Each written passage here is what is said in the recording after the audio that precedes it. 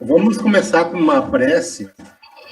Eu postei agora de manhã uma prece a Ismael, da Federação Espírita Brasileira, e eu fiquei muito emocionado quando eu vi a prece de manhã para começar o dia. Aí a Cris deu a ideia da gente usar ela como prece inicial, né, Cris? Podia colocar a prece e logo depois a gente começa o nosso estudo, né? Lembrando, para quem está chegando hoje, que a gente está estudando o Evangelho de Mateus, no capítulo 10, hoje versículo 30. O capítulo 10 ele é destinado aos discípulos, né? Nós já vimos na primeira parte as recomendações do Cristo, né? As orientações aos discípulos, e agora, nessa outra parte, a gente está vendo as perseguições que todo discípulo vai sofrer, e algumas recomendações para como enfrentar, né, essa perseguição, né? E andar no bem, optar pelo bem, não é uma coisa fácil, é desafiador, sempre. E quando a gente faz esse caminho, a gente vai encontrar muita diversidade. E agora Jesus está fazendo uma recomendação, que é o que nós vamos ver hoje no versículo 30, nos mostrando que a gente não está nunca desamparado, por mais difícil que seja a situação. Então, é um versículo que nos dá, assim, ânimo, mostra a grandeza de Deus, a providência divina, né?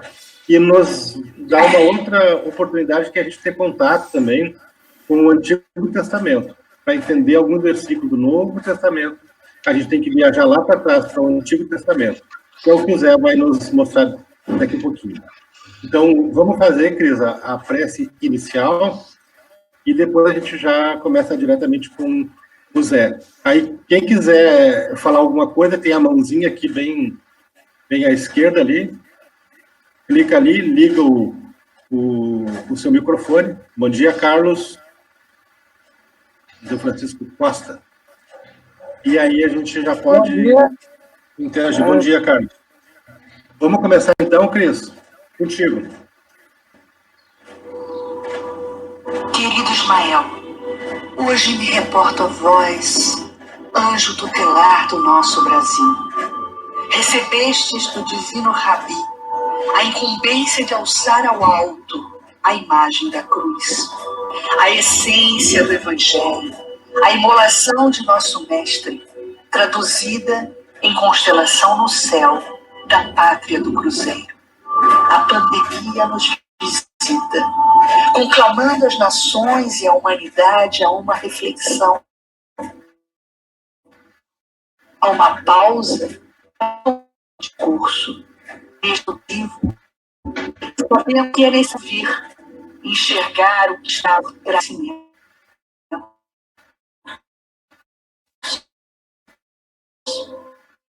Uma intercessão junto a todos os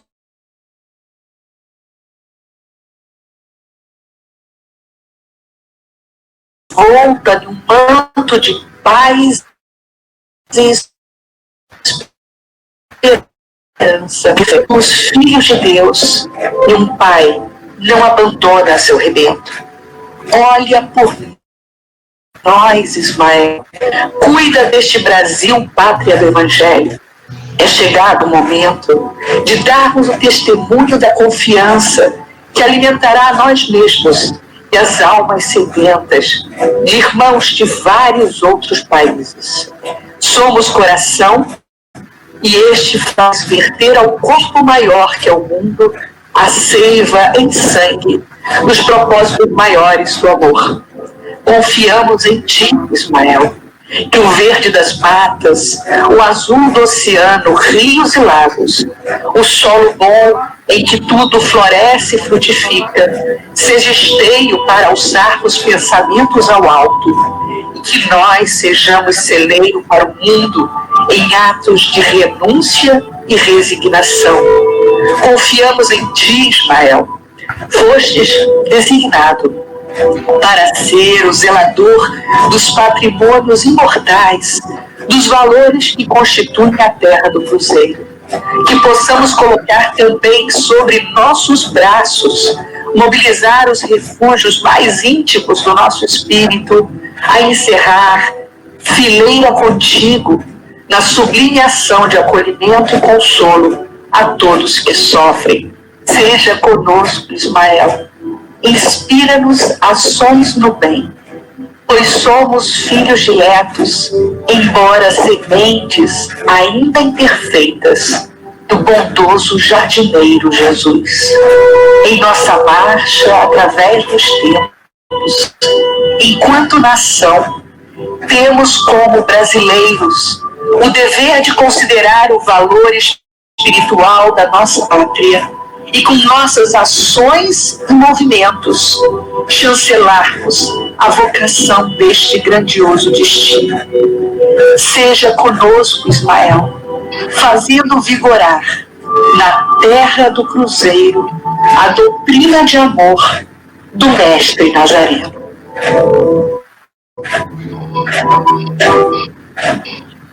Assim seja, né, pessoal? Que assim seja. Assim seja. Entende? Uma linda prece. A prece é o nosso sentimento conectado a Deus, né? E esse é o nosso sentimento nesse momento. Vamos lá, contigo, querido. Vamos lá. Bom, pessoal, a gente vem estudando nesses últimos tempos aí as questões das perseguições, né? E quem abraça o Evangelho como causa de vida sofre com o tormento alheio que vem da maldade humana. E o discípulo não está imune a esse tipo de situação. Muito pelo contrário, o discípulo vai ser alvo dessa maldade. E Jesus vem alerta os discípulos que vai haver uma movimentação ante o Evangelho, mas que de forma alguma nós vamos ficar sem amparo, sem proteção. E é exatamente isso que a gente vai falar hoje no versículo de Mateus, capítulo 10, versículo 30. E até mesmo os cabelos da vossa cabeça estão contados. E a nossa primeira base, a primeira palavra que a gente vai falar vai ser dos cabelos. Mas para isso, nós vamos nos remeter ao Evangelho de Lucas, porque ele vai abrir uma outra perspectiva, uma perspectiva mais profunda a respeito do assunto. Então a gente vai até ver Lucas, capítulo 21, versículo 18, que diz assim: contudo, nenhum fio de cabelo da cabeça de vocês se perderá. Bom, parece a mesma coisa. Na verdade, não. Esse versículo de Lucas abre um portal de acesso para ampliar as informações em relação à questão dos cabelos, isso dentro do texto bíblico. E Jesus forneceu as informações que depois se transformaram no Novo Testamento para pessoas que já conheciam o Evangelho. Ou melhor, que já conheciam o Velho Testamento. E a gente pode afirmar que essa informação que Jesus vai apresentar nesse versículo, e que está contida aqui nesse capítulo 21, nos projeta diretamente para o Velho Testamento. E o que Jesus queria dizer é que o ouvinte da época, e agora aqui no nosso caso o leitor, conectasse a sua fala com as informações contidas do Velho Testamento.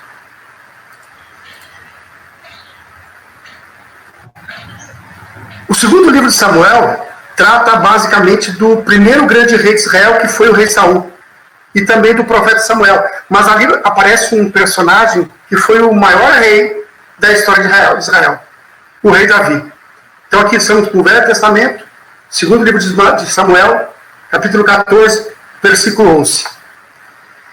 E aqui a gente vai ter informações que vai dar para perceber essa conexão que existe entre esses capítulos e versículos. E tem uma historinha bem interessante aqui. O rei Davi tinha 2 filhos que disputavam a mesma mulher, Amnon e Absalão.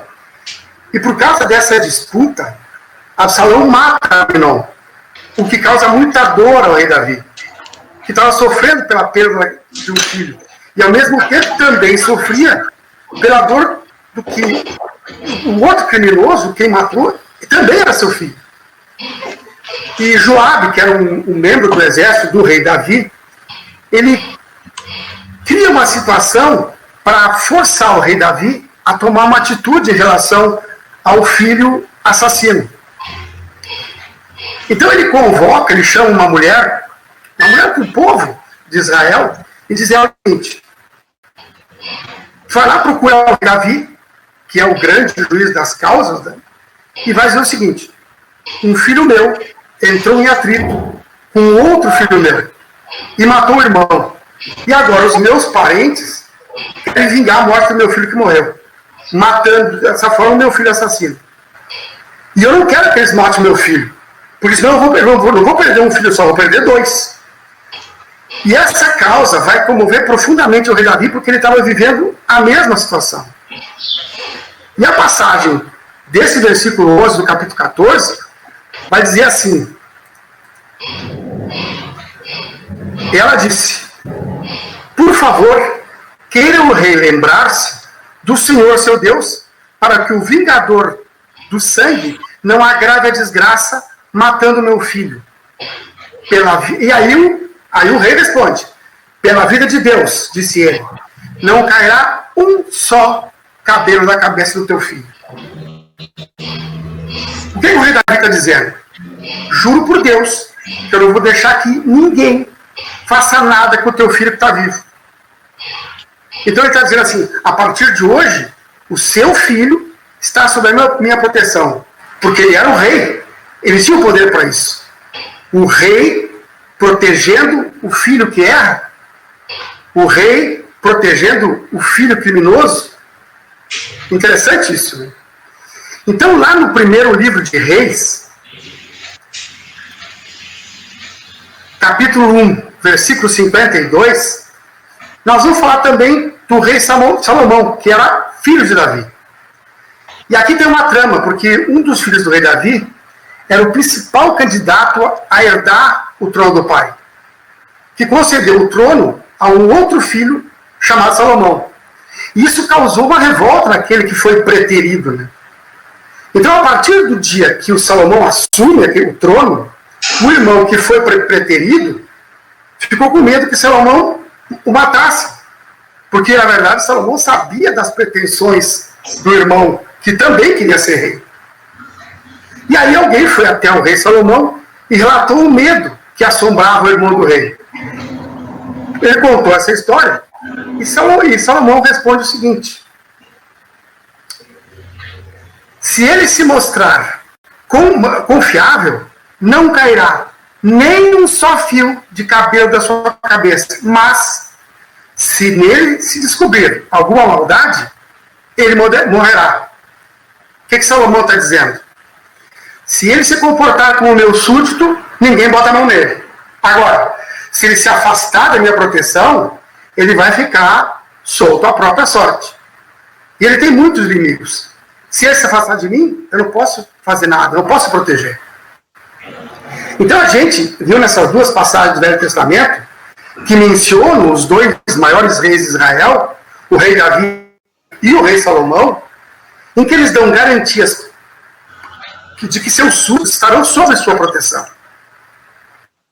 E para garantir que eles vão protegê-los, eles usam essa expressão: nenhum fio de cabelo de vossas cabeças vai cair sobre o chão. Gente, o que Deus é para nós? Ele é o nosso Pai. Acontece que quem usou essa expressão primeiro foi Jesus e os rabinos do seu tempo. Em hebraico, Avinu, em aramaico, Avum, quer dizer Pai Nosso. E no tempo de Jesus, a figura do pai não era simplesmente a figura de um progenitor. O pai, lá na cultura hebraica, lá naquele tempo, ele era o chefe da casa, ele era o chefe do clã.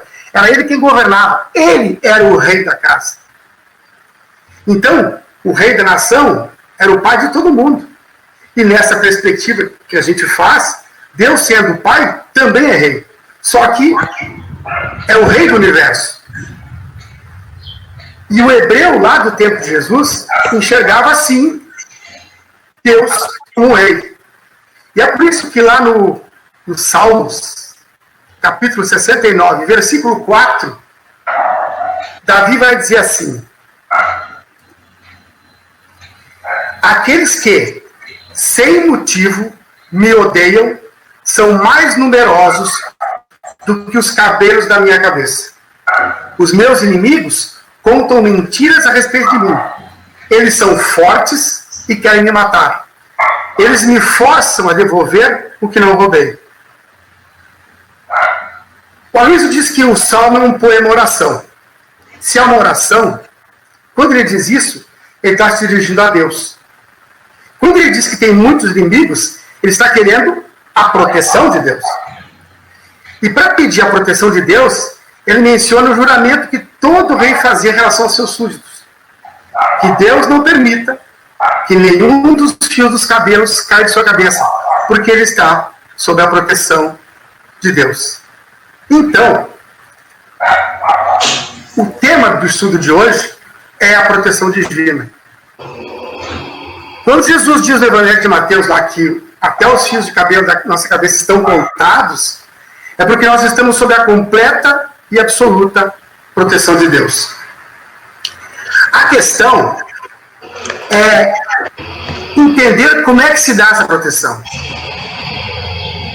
O que é proteger para nós, os homens? E o que é proteger para Deus? Então, lá no livro Endereços da Paz, lição 19, tem um encontro de André Luiz que se chama Proteção. E ele diz assim: 2 horas de fria madrugada no hotel pequeno de rodovia, o cavalheiro negro chegou apressado e pediu a chave do aposento que se instalara durante o dia. Inexplicavelmente, a chave do quarto desaparecera e o interessado se confiou à desesperação. Gritou, acusou empregados. A gerência interferiu com gentileza. Outro quarto foi entregue. O homem, porém, declarou que deixara junto ao leito uma grande soma de dinheiro e exigiu que a porta fosse arrombada. Depois de muita crítica, em que ameaçava a casa com denúncia à polícia, concordou em ocupar um aposento vizinho. Somente pela manhã, ao sol muito alto, a fechadura foi quebrada. E só então, o inconformado hóspede, ao retirar o dinheiro, verificou que sob o travesseiro se ocultava enorme escorpião. Esse comportamento do hóspede de gritar e reclamar quando ele não é atendido dentro da sua expectativa, de que é esse comportamento? É nosso. A gente se comporta assim quando é contrariado. E aí, só depois de um bom tempo, depois que a gente começa a pensar sobre o assunto, a estabelecer como são realmente as coisas, nos damos conta do porquê que Deus disse não naquele momento.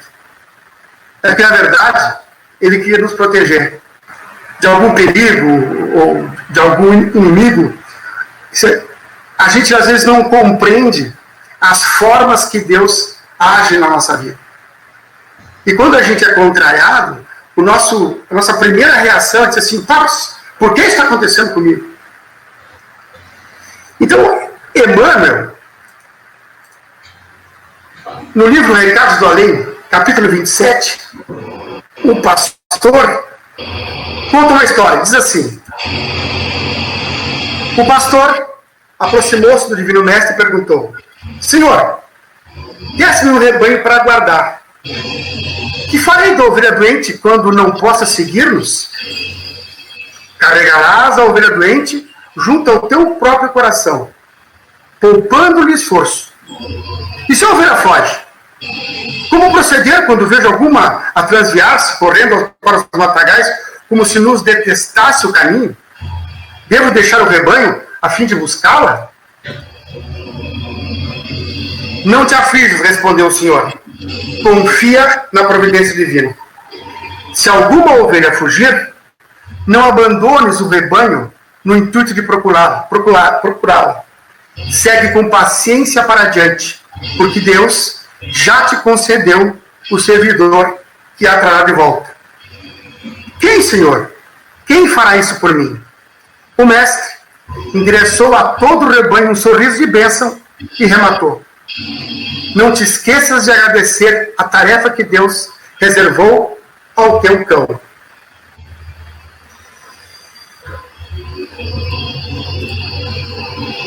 Qual é o cão pastor que traz a ovelha rebelde de volta?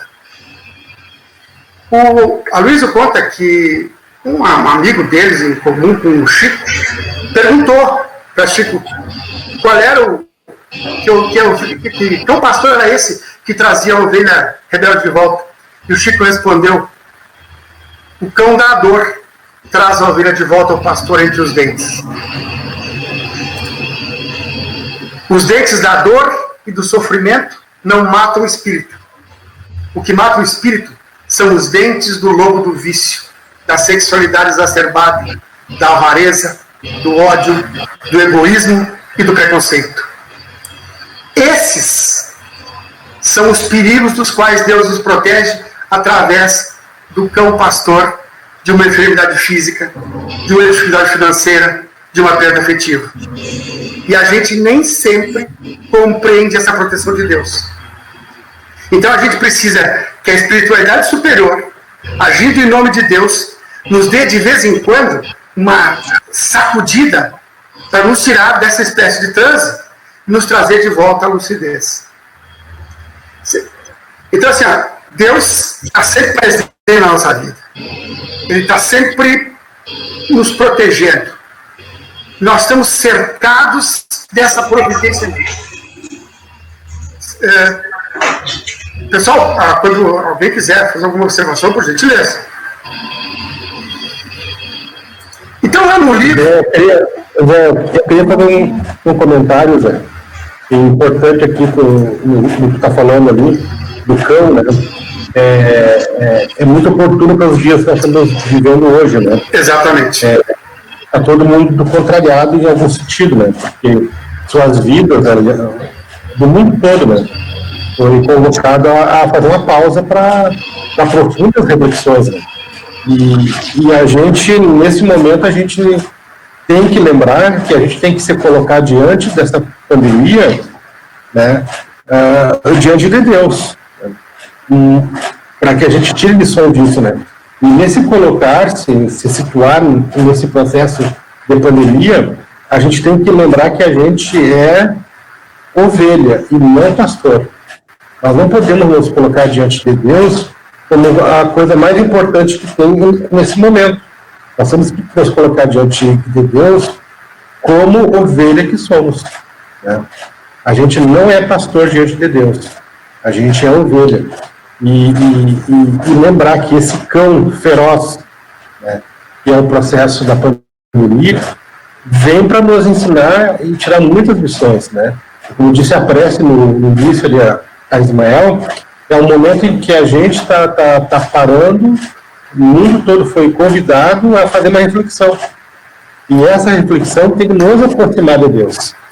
Então esse cão feroz que nos ronda, que nos sonda, que nos coloca medo nesse momento, né, é um cão que vem para nos auxiliar a fazer essas reflexões e ver o que pode sair de melhor dentro de cada um de nós neste momento em que a gente é convocado a dar o testemunho. Lembrando, né, Zé, que o testemunho é quando a gente passa por esses processos dolorosos, passando eles com valores espirituais em nós. Então a gente tem que ter muita vigilância para não entrar nessas ondas de raiva, de egoísmo, de pensar só na gente.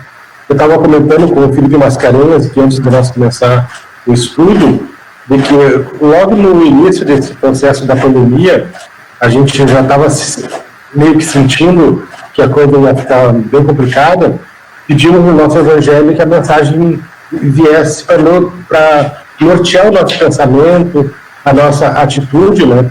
E a mensagem que caiu para nós no nosso evangelho, bem lá no início, né, foi a regra áurea, né, que está lá no livro A Minha Verdade de Vida, no capítulo 41.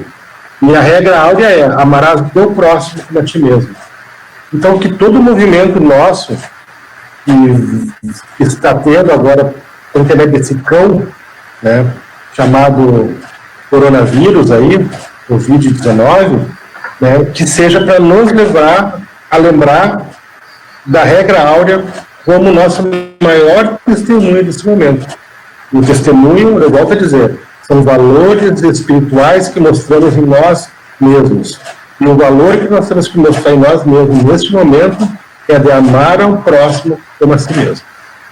Zé, obrigado pelo espaço aí. Isso aí. Eu queria falar também uma coisinha, se me permite. Por gentileza.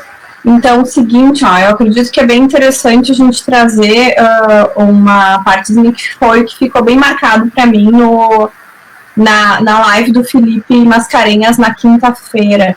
Eu acredito que nesse momento a gente está vivendo uma situação que ela é complicada, mas é bem importante que se visualize a diferença, ou que se sinta a diferença entre o sofrimento e a dor, né?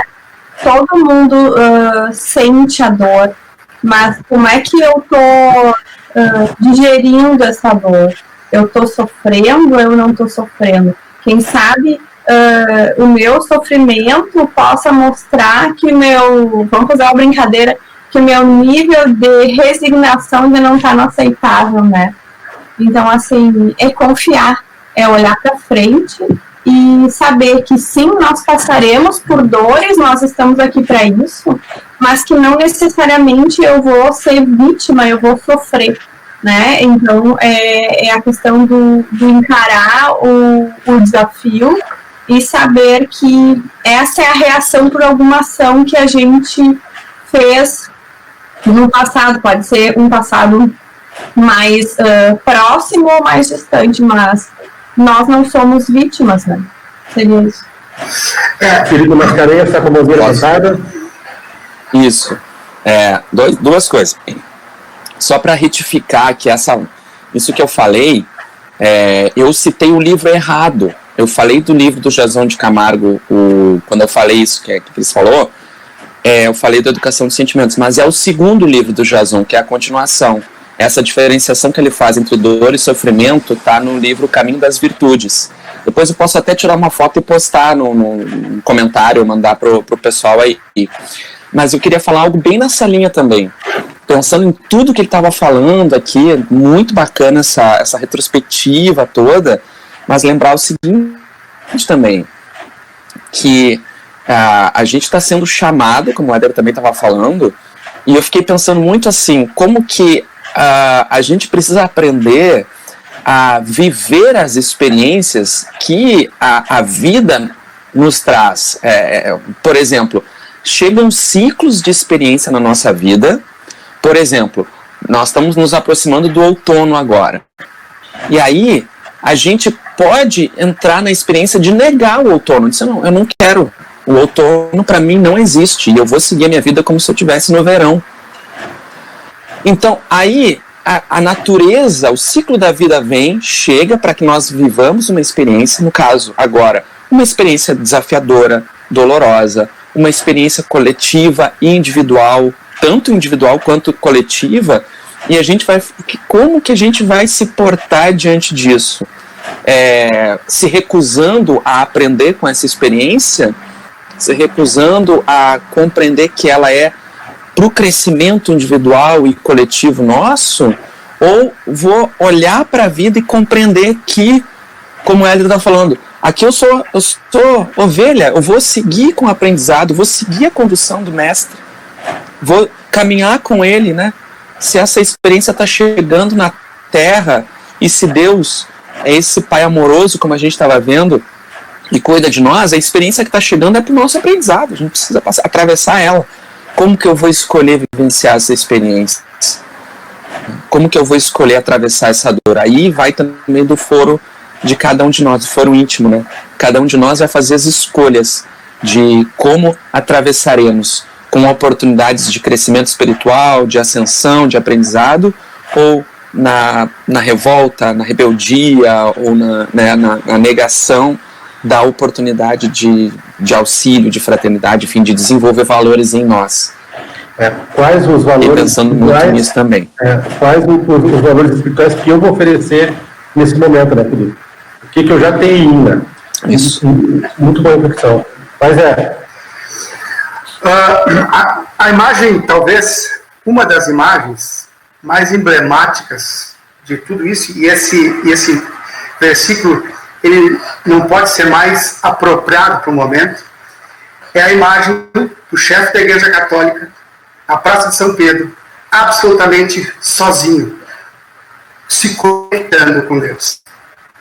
É uma imagem muito interessante, porque aquele que está sempre cercado de muitas pessoas se conectando. Então, isso mostra que as coisas vão mudar. E a gente vai ter que tirar lições dessa mudança que aparentemente, parece uma coisa assim, que horror. Mas o que vai se modificar? O que vai modificar em nós, enquanto encarnados, tudo isso que está acontecendo? E aí, no livro Rumo Certo, lá no capítulo 60, cujo título é Proteção de Deus, Emmanuel vai detalhar isso. E diz assim: clamamos pela proteção de Deus, mas não raro admitimos que semelhante cobertura aparece nos dias de caminho claro e céu azul. Ou seja, quando a coisa está toda certa, quando está tudo muito bonito, a tua vida está andando bem, tu está progredindo, Deus está contigo. Aí, o amparo divino, porém, nos envolve e rodeia em todos os climas de existência. Urge reconhecê-los também nos lances mais adversos. Que é quando a gente diz: por que isso está acontecendo comigo? Por que isso agora? Está tudo tão bem? Às vezes, o auxílio do todo misericordioso tão somente se exprime através das doenças de longo curso ou das dificuldades materiais de extensa duração, preservando-nos contra quedas espirituais em viciação ou loucura. Noutros âmbitos da experiência, manifesta-se pela cassação de certas oportunidades de serviço, ou pela supressão de regalias determinadas que estejam funcionando para nós a feição de corredores para a morte por prematura. Então Deus nos controla, apesar do nosso livre-arbítrio, Ele está sempre nos colocando as situações de forma que a gente possa enxergar, absorvendo aqueles ensinamentos, principalmente contidos no Evangelho, para poder direcionar a nossa vida da maneira mais clara possível e mais correta possível. Proteção de Deus, por isso mesmo, é também o sonho que não se realiza, a esperança adiada, o ideal insatisfeito, a prova repentina ou o transe aflitivo que nos colhe de assalto. Proteção de Deus é tudo. É o bom ou aquilo que a gente imagina não ser tão bom assim. Encontra-se no amor de nossos companheiros, na assistência de benfeitores abnegados, na dedicação dos amigos ou no caminho dos familiares, mas igualmente na crítica dos adversários, no tempo de solidão, na separação dos entes queridos ou nos dias cinzentos de angústia em que nuvens de lágrimas se nos represam nos olhos. Estamos vivendo absolutamente isso nesse momento. Zé, deixa eu fazer uma colocação, Zé, que na verdade é compartilhar com você uma experiência, né? Na outra semana, eu tinha uma viagem marcada para Foz do Iguaçu a trabalho, ia fazer uma reunião lá com um grupo de pessoas para apresentar o nosso sistema lá para um departamento, lá, um órgão público do governo municipal. E eu convidei a Lucy para ir comigo, saímos, a gente ia de carro, porque de avião era bem complexo, até porque já estava naquela função de cancelar voo, e enfim, a gente resolveu ir de carro. Saímos daqui de madrugada para viajar durante todo o dia e pernoitar lá, e no outro dia faria e voltaria embora. E eu tinha feito a revisão do carro, que é um carro novo, quase zerado, um dia antes, né? Tinha pego o carro na concessionária. Chegando em Cruz Alta, ali o carro deu problema, ele perdeu a potência, acendeu uma luzinha lá, e pensando exatamente nisso que você está falando, a proteção divina, e eu já aprendi a ouvir os sinais, né? Eu só dou meia volta e venho embora, andando a 20 por hora de Cruz Alta a Santa Maria. Aí um amigo me perguntou: mas por que tu não parou em Cruz Alta, não chegou na fora ali? e que os caras iam ver. Era depois que eu fiquei sabendo que era um sensor, estava com um problema ali. E exatamente por isso, né? Se Deus me deu esse sinal, o carro deu esse sintoma, alguma coisa ele quer me falar por intermédio disso.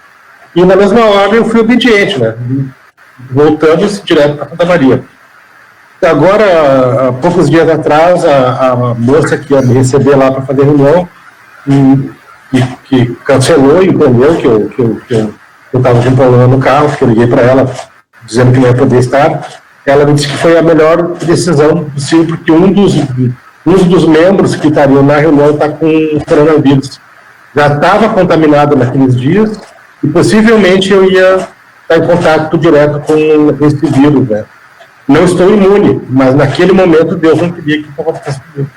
Então a gente tem que saber ouvir isso, que a proteção ela é em todos os sentidos.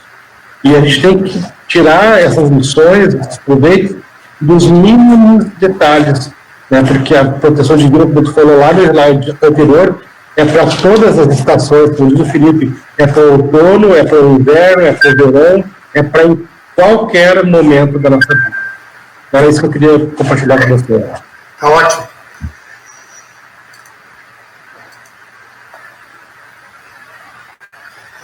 Isso tudo que a gente estava conversando ocorre porque a vida é provavelmente incessante. Até o dia da perfeição, e todos nós, com frequência, necessitamos do martelo do sofrimento e do esmeril do obstáculo, para que se nos despoje o espírito dos evolutórios inferiores. Isso aqui me traz uma imagem da pedra bruta que vai ser polida.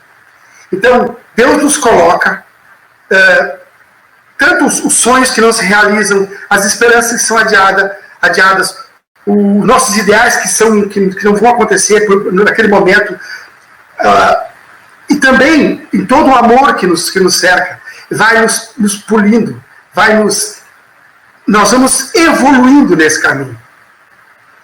Então, Emmanuel diz assim, pensa nisso, e toda vez que sacrifiques ou lutes de consciência tranquila, ou toda vez que te aflijas e chores sem a sombra da culpa, regozija-te e espera o melhor, porque a dor, tanto quanto a alegria, são recursos da proteção de Deus, impulsionando-te o coração para a luz das bênçãos eternas.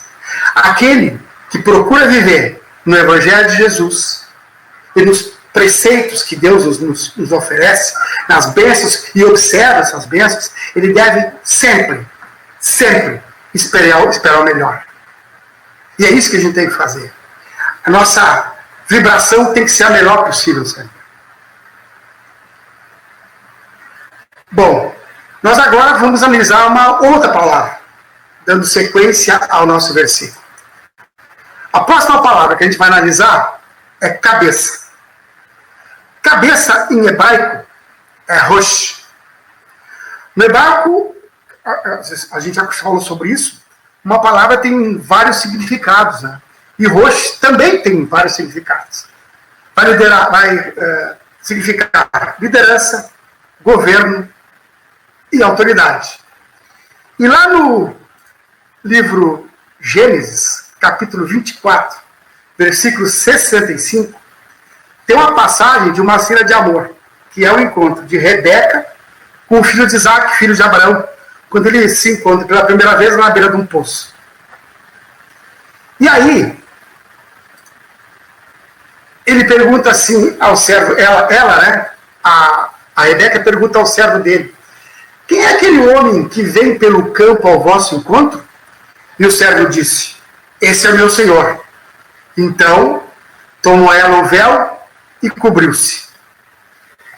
Esse, gente, é um gesto histórico da antiguidade. Sempre que alguém estivesse na presença do patriarca para demonstrar que quem comanda é ele, se cobria a cabeça, dizendo assim, tu manda e eu obedeço. Isso diante do patriarca da tribo e diante de Deus, o patriarca do universo, os judeus vão ter a mesma atitude. Quando na tradição judaica se cobria a cabeça com o talit ou com o kippah, dizendo que reconhecia a autoridade máxima de Deus, e se comprometia a obedecer a tudo que Deus dissesse, a atitude correspondia com o gesto litúrgico. Se não fosse assim, Paulo não teria mandado matar Estevão. Quando ele manda apedrejar Estevão, ele estava com a cabeça coberta. Então, a cabeça coberta nem sempre é sinônimo disso. E qual é o Éder, quando começou, falou qual é o maior mandamento de Deus? Amar o próximo como a si mesmo. E lá no Salmo 40, versículo 12, Davi vai dizer assim: as calamidades que me cercam são demais para contar. Tantos erros meus me esmagam que não consigo ver o meu caminho. São mais numerosos do que os cabelos da minha cabeça. E eu fiquei desanimado. Então o kippah, ou o talit, serve para se dizer para Deus: eu sou obediente ao Senhor, mas debaixo do meu kippah tem o cabelo. Então, os erros que eu cometo todos os dias contra o meu semelhante são tão numerosos quanto os fios de cabelo da minha cabeça. Então, quando Jesus diz aos discípulos, e até mesmo os cabelos da vossa cabeça estão contados, ele está dizendo que Deus vê além do kippah. Deus vê além do talit. Deus vê além dos seus gestos mecânicos e superficiais de obediência. Deus vê tudo. E no livro dos Espíritos, parte 4, capítulo 2, intervenção de Deus nas penas e recompensas, a questão 963 pergunta assim: com cada homem pessoalmente Deus se ocupa? Não é ele muito grande e nós muito pequeninos para que cada indivíduo em particular tenha aos seus olhos alguma importância? E a resposta vem objetiva. Deus se ocupa com todos os seres que criou, por mais pequeninos que sejam. Nada para a sua bondade é discípulo de valor. Deus se preocupa com todos, com cada um, com cada pensamento, com cada atitude, com cada coisa que a gente faça, tanto para o bem quanto para o mal. Deus está sempre no comando. E a questão 964 pergunta assim: mas será necessário que Deus atende? Oi. Ele levantou a mãozinha, ele quer dar uma... alguém tem que controlar isso para mim, porque eu não... Por isso que eu estou tentando te ajudar, tá? Tá ótimo, perfeito. Tá ótimo. Oi. Não, só para linkar aí, eu me lembrei que na semana passada até, eu e a Raíssa, a gente fez um estudo lá sobre o capítulo do Boa Nova, e eu não sei até se tu não acabou pegando essa parte. Se tu pegou, me avisa aí que eu deixo para ti depois. Porque está no capítulo 6 justamente um comentário, uma conversa com Jesus, bem nessa linha. Porque o Tiago fala para Jesus assim, que um amigo dele tinha se interessado pelo Evangelho, mas ele achava que o Evangelho era muito difícil, e que ele acreditava que Deus só deveria se mostrar às criaturas na vitória e na ventura. Olha só, que Deus só se manifestava na vitória e na alegria, né? E aí o Tiago diz, até eu hesitei. E aí Jesus diz assim: Tiago, nem todos podem compreender a verdade de uma só vez. Devemos considerar que o mundo está cheio de crentes que não entendem a proteção do céu, senão nos dias de tranquilidade e de triunfo. Nós, porém, que conhecemos a vontade suprema, temos que lhe seguir o roteiro. Não devemos pensar no Deus que concede, mas no Pai que educa. Não no Deus que recompensa, sim no Pai que aperfeiçoa. Daí se segue que a nossa batalha pela redenção tem de ser perseverante e sem trégua. E aí ele segue, né? Mas eu achei que encaixava legal nessa parte aí. Perfeito. Bom, então lá Como alguém levantado, acho que é o Felipe, né? Isso aí, tá. Só para complementar ali, né, o que o Felipe falou e bem de encontro, assim, depois no capítulo 19 do livro Boa Nova, ele entra no capítulo da comunhão, né? Primeiro ele fala da fidelidade lá no começo, né, no capítulo 6, depois na comunhão, que ele tem um diálogo com João, e justamente aí sim ele coloca para João, né, faz um link lá, inclusive, com algum dizer naquele capítulo, e ele coloca justamente essa questão também que ainda, né, naquela época, quando teve o diálogo lá no capítulo 6, ainda não entendiam direito, né, os discípulos. E lá, depois, quando João já está conversando com ele já começa a entender um pouquinho mais, que aí definitivamente vem a comunhão com Deus, né, que daí sim as criaturas já estão começando não só a aceitar, mas a compreender as situações, né, que é o nosso caso. Aqui a gente ainda está lá recém tentando a fidelidade, né, não está na comunhão ainda, né. Maravilha, Felipe, valeu. Muito bom mesmo, muito bom. Vai, Zé. Vamos lá. Então, na questão 964, diz assim: mas será necessário que Deus atente em cada um dos nossos atos para recompensar ou punir? Esses atos não são, na sua maioria, insignificantes para Ele? E a resposta é clara. Deus tem suas leis a regerem todas as vossas ações. Todas as vossas ações.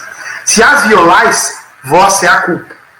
Indubitavelmente, quando um homem comete um excesso qualquer, Deus não profere contra ele um julgamento dizendo-lhe, por exemplo, foste guloso, vou punir-te. Ele traçou um limite.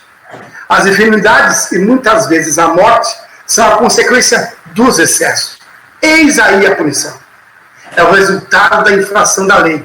Assim em tudo. Então, assim, Deus não pune ninguém. Nós é que quando procuramos um caminho diferente e temos liberdade para isso, vamos sofrer as consequências das nossas imprevisões. É importante, Zé, a gente lembrar também, né, que a gente é regido pelas leis divinas. Quando a gente cumpre nos mínimos lapsos as leis divinas, incorporando na nossa ação, no nosso pensamento, na nossa fala, nós somos felizes.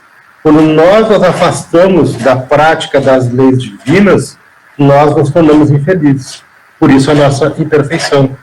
Então, isso que tu está falando aqui na questão 964 é exatamente isso, né? Deus vê quando a gente fura fila, né? Mas quem vai sofrer a consequência do xingamento, né, da crítica, somos nós, é o infrator, né? Então, as leis divinas têm que ser cumpridas à risca. E a gente precisa conhecê-las melhor. Por isso que a gente estuda, por isso que a gente está aqui agora. É isso aí. E a resposta vai adiante. Ela diz assim: todas as nossas ações estão submetidas às leis de Deus. Nenhuma há, por mais insignificante que nos pareça, que não possa ser uma violação daquelas leis. Então, assim, o ato, por mais insignificante que aos nossos olhos, ou ao nosso próprio julgamento, sejam simplesmente, isso aí não é insignificante. Não é, não. Ele pode, sim, ser uma violação das leis de Deus. E se a gente sofre as consequências dessa violação, só nos devemos queixar de nós mesmos. Que, desse modo, nos fazemos os causadores da nossa felicidade ou da nossa infelicidade futuras. Lei de ação e reação. Cada atitude, para o bem ou para o mal, vai ter uma consequência proporcional àquilo que se faz.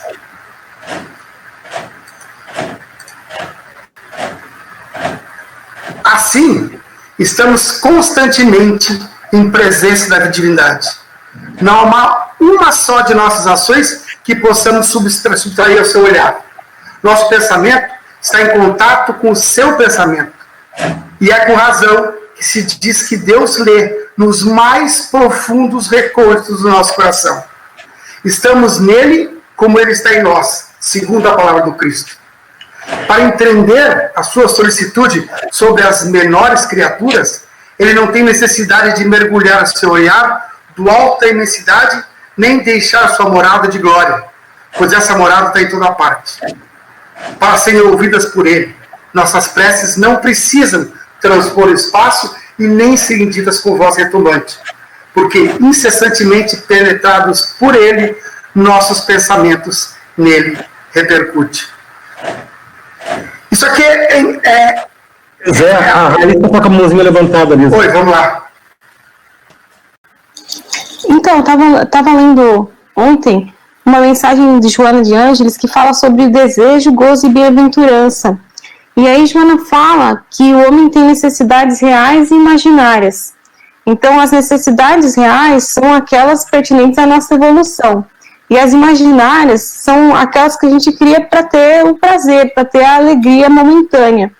Então, Joana coloca como a gente conduz a nossa vida baseada nas segundas necessidades, né, que são apenas para a busca do prazer, e acaba sofrendo por isso. Então, a gente cria um desejo tão grande de alguma coisa, né? Estava pensando no exemplo do Éder.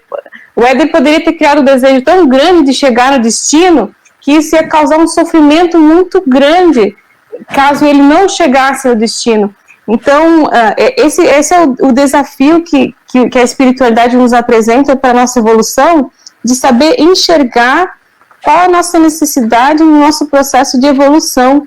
Então, Joana coloca, né, que quanto mais a gente consegue reduzir essas necessidades imaginárias, se perguntar, será que realmente eu preciso disso? Será que por que será que eu estou sofrendo tanto por isso? É uma necessidade real? Então, geralmente, quando a gente está sofrendo muito por alguma coisa, é o universo querendo dizer para a gente que a gente precisa abrir mão daquilo, porque as necessidades reais vão causar talvez um sofrimento, mas que nos façam crescer e vão nos libertar em termos daquele sofrimento, né? Então, esse é o nosso desafio. Acho que é a questão da renúncia das nossas necessidades que são apenas para o prazer, né? Perfeito, Raíssa. É necessário que eu diminua para que ele cresça em mim, né? Marco Cristo com a mãozinha levantada lá.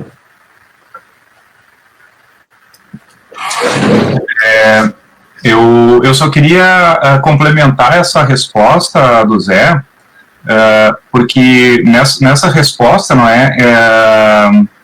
Kardec coloca que, vamos dizer, nós estamos constantemente em contato com Deus, não é? E Ele em contato conosco. E o link só que eu queria trazer é que nas obras isso é feito através do fluido cósmico universal, não é? Que é uma questão que nós ainda, através da nossa ciência, nós não temos ainda conhecimento do que é.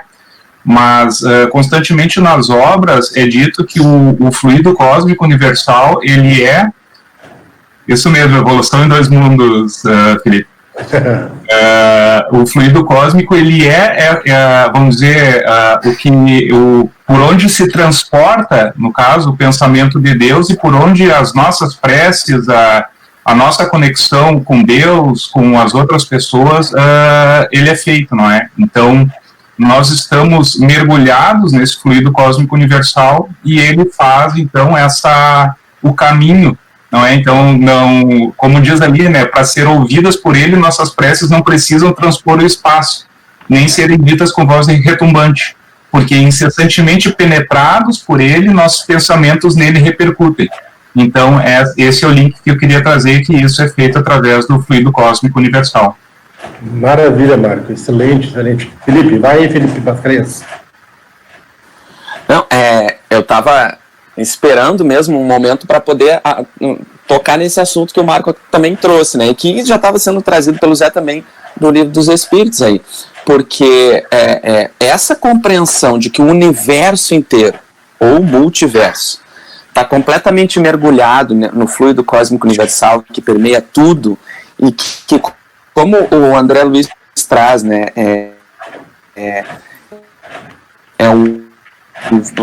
ele usa a glosa do todo sábio.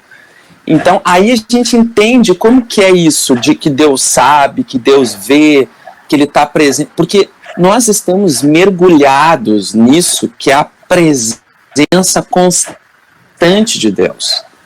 Então não tem como a gente estar apartado de Deus, tem como a gente intimamente fazer um esforço para se tentar essa desconexão, mas é impossível. É impossível porque nós estamos mergulhados nele. Agora, claro, intimamente a gente exato, encharcados, é como peixes, né? Nós estamos num oceano em que e Deus transcende, ainda é mais do que isso. A gente está mergulhado nesse fluido, nesse nervoso, né? Nesse fluido nervoso, nesse fluido cósmico universal. Então qualquer coisa, Deus sabe, Deus está no comando, no controle de absolutamente tudo. Tudo que acontece, por mais que pareça que esteja se perdendo ou tal, tudo está sob a direção divina, né? Claro que para nós entender, para a gente entender a profundidade disso, é muito tempo de evolução, muito progresso, porque hoje a nossa visão ainda é muito limitada, né? Mas a gente começa a ter uns vislumbres, assim, né? Alguns vislumbres e tal. Muito bom, Felipe. E aí, Zé, vamos lá. Bom, então a gente agora volta para o versículo e lê de novo. E até mesmo os cabelos de vossa cabeça estão contados. Ou seja, de repente lá no começo, quando a gente leu pela primeira vez, se tinha uma percepção desse versículo. Agora muda tudo. Porque Deus está presente, e eu gostei muito da definição do aquário, como se nós estivéssemos mergulhados nesse aquário, porque Deus nos cerca e nos rodeia e nos protege de todas as formas, mesmo e principalmente quando a gente não compreende. E a gente não compreende quando as coisas acontecem por absoluta ignorância. Então, quando diz ali, para entender sua solicitude sobre as menores criaturas, ele não tem necessidade de mergulhar seu olhar do alto da imensidade, nem deixar sua morada de glória, pois essa morada está em toda parte. Ela nos cerca. Então, quando as bênçãos divinas são colocadas todos os momentos, a gente se faz de conta que não enxerga. A gente diz, não, ou deixa para lá, se está vendo um momento bom, um momento tranquilo, se esquece disso. Na dor, talvez sim. Na dor, aquilo entre como um tiro de canhão, diz, o que está acontecendo? Então, senhor, as nossas preces são ouvidas por Ele nos nossos pensamentos. É um contato permanente. Gente, desse versículo, o que eu tinha era isso, hoje. Muito bom, Zé, muito bom.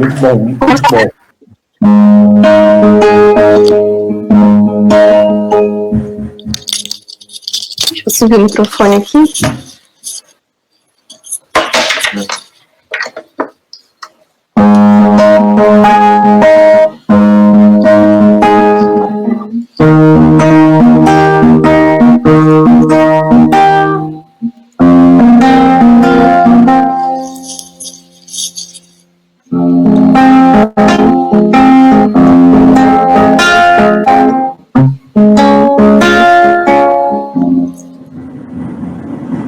Se a vida fosse fácil como a gente quer, se o futuro a gente pudesse prever, eu estaria agora tomando um café, sentado com os amigos em frente à TV, Eu olharia as aves como um colher, daria um abraço apertado em meus avós, diria eu te amo a quem nunca pensei.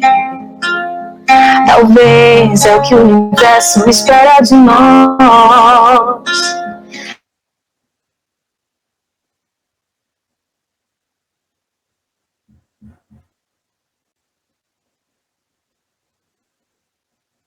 O que eu passo pra me ajudar? Ser justo e paciente como era Jesus. Eu quero dar valor até o calor do sol, que eu esteja preparado para quem me conduz, que eu seja eternamente como um girassol, de costas pro escuro e de frente pra luz.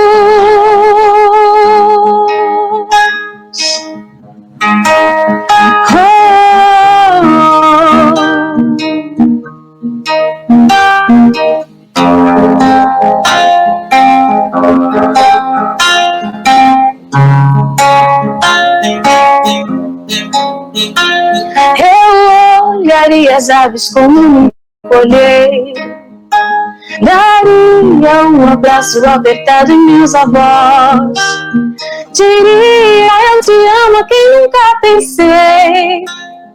Talvez é o que o universo espera de nós. Eu quero ser curado e ajudar a curar também.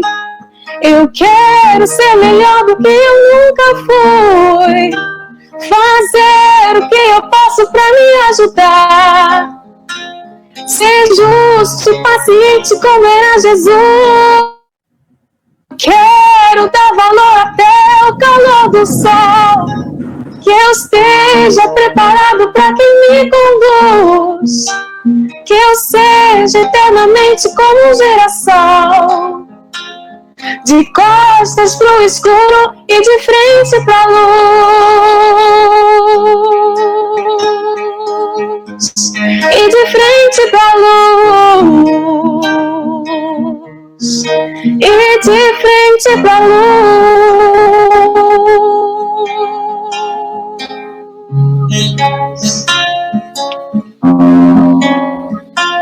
Se a vida fosse fácil como a gente quer, então eu convido a todos a sentarem confortavelmente, os que quiserem fechar os olhos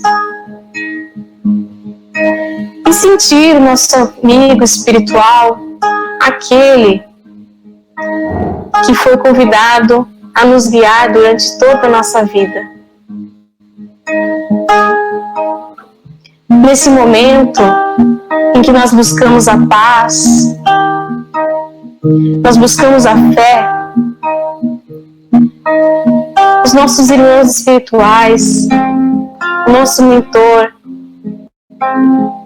aproveita para depositar sobre nós energias salutares. Vivemos um momento de muita dor, de muito sofrimento, mas juntos aprendemos que a proteção divina se manifesta sobre nós em todos os momentos. Que tenhamos olhos para ver, ouvidos para ouvir e coração para sentir a presença destes amigos que trabalham incansavelmente pelo bem do nosso planeta. Que saibamos o momento de parar de ver notícias ruins e de conectar com o alto. Que façamos nossa parte, tomemos o nosso cuidado, mas que aproveitemos para olhar para dentro de nós, para sentir o que Deus quer que eu aprenda com essa situação. Não nos deixemos levar pelo desespero. Não nos deixemos levar pela depressão. Busquemos a fé. Busquemos o amor. E juntos venceremos este momento. Escreveremos no livro da vida que, como cristãos, soubemos tirar o melhor proveito dessa situação. Obrigada, Senhor, por tudo de bom que temos em nossas vidas. E obrigada, Senhor, por estes desafios que nos fazem crescer.